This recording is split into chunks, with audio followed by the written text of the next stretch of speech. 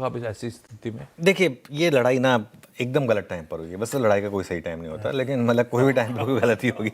लेकिन वो एक मेटाफोर है जिसको हम यूज़ करते हैं ना। जैसे जब वो 96 सेमीफाइनल में जब सचिन आउट हुए थे तो कमेंटेटर ने कहा था कि is the worst time to get out. अब भाई कभी भी आउट होते तो मैच तो हम तभी हारना था। लेकिन ये जिस तरीके से ये आया है ना, ये तब आया आशीष जब हम एक मान के चल रहे थे कि बस अब सब कुछ ठीक हो गया। वो सिर्फ ग्लोबल मार्केट भी मान के चल रहे थे, वो सिर्फ 1-2 दिन का इम्पैक्ट था और उसके बाद मार्केट मूव ऑन करने के लिए तैयार थी।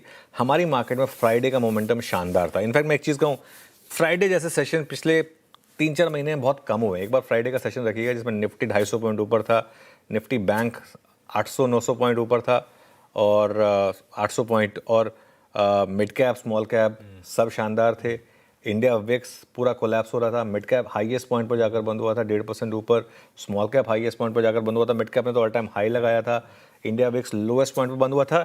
एक ऐसा मौका था जिसमें आपको लग रहा था कि बस अब सब कुछ ठीक हो गया, अब मैं वापस मार्केट में लॉन्ग करूंगा। ठीक है, एफआईआईज की 14 दिनों की सबसे बड़ी खरीदारी थी कैश मार्केट में, अगर आप देखेंगे, और वो स्क्रीन पर दिख भी रहा है। जिस तरीके से एचडीएफसी बैंक, आईसीआईसीआई बैंक इन्होंने चलना शुरू किया है, गिरना बंद करा है। आईसीआईसीआई बैंक तो खैर काफ़ी स्ट्रॉन्ग रहा है, लेकिन एचडीएफसी बैंक ने 2 हफ्ते से चलना शुरू करा है। तो उस तरीके से मिड कैप और स्मॉल कैप में शानदार तेज़ी थी। ये सब कुछ फ्राइडे को तो इनफैक्ट मिड कैप इंडेक्स ने नया ऑल टाइम हाई लगाया था, स्मॉल कैप भी कोई बहुत ज़्यादा दूर नहीं था ऑल टाइम हाई से। तो ऐसे में अब करना क्या है, सबसे पहले तो आप नज़र रखें आज मार्केट ब्रेड्थ पर।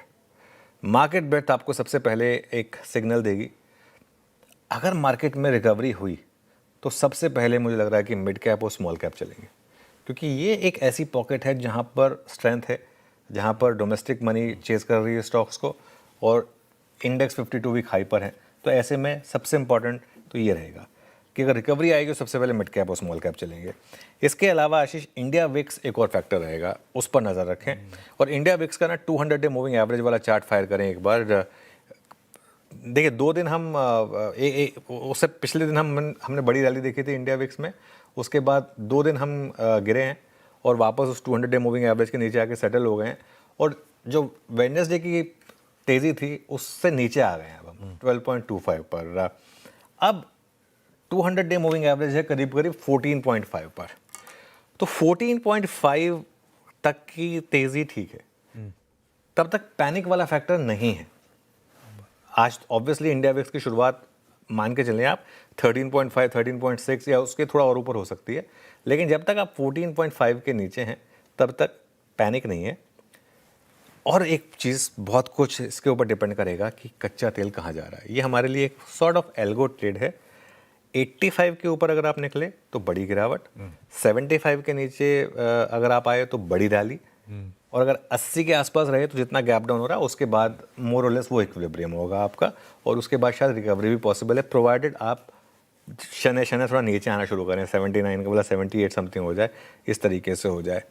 डॉलर रुपये पर नज़र रखिए। आई थिंक ये एक मार्केट है जो पिछले कुछ दिनों से रैली में सिंक में नहीं थी, 2 दिन से इसने थोड़ा पार्टिसिपेट करना शुरू किया है, लेकिन हम लगातार 95 के ऊपर क्लोज हो रहे हैं।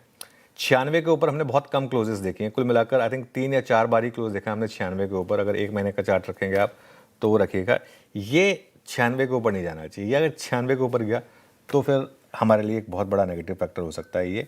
लेकिन लेट्स सी, देखिए आज ना पहले घंटे में मुझे लग रहा है कि थोड़ा सा रेट सेंसिटिव्स में काफ़ी दबाव रहेगा।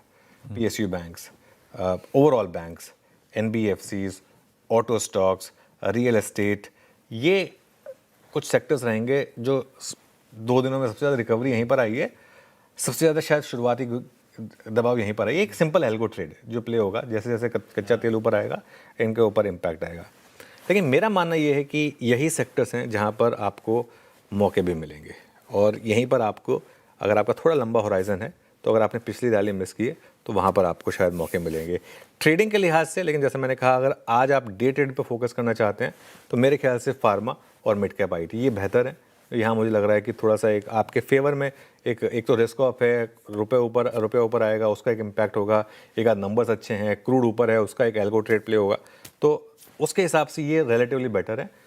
इंट्राडे में हो सकता है कि निफ्टी बैंक निफ्टी में भी रिकवरी आए, लेकिन ध्यान रहे कि बहुत कुछ ग्लोबल मार्केट के ऊपर डिपेंड करता है, तो ऐसे में थोड़ा सा संभल कर चलें, लेकिन पैनिक ना करें। मेरा आज का लाइन ये है कि पैनिक ना करें, और अगर फ्राइडे और थर्सडे और वेंसडे के लो बच रहे हैं तो रिकवरी भी आ सकती है मार्केट में, और अच्छी खासी रिकवरी आ सकती है। नजर रखेंगे। आज का सेशन बेहद इंपॉर्टेंट, और अब से 8 मिनट पहले यूएस सेंट्रल कमांड का स्टेटमेंट आता हुआ कि एक और wave of strikes against Iran हमने कंप्लीट कर ली है। अब अगर प्रोवोक नहीं करा गया इसका मतलब यह है तो मामला फिर थमेगा, देखते हैं। और उन्होंने फुटेज भी शेयर करें उसके साथ, उनके फाइटर जेट्स के टेक ऑफ वगैरह के। खैर,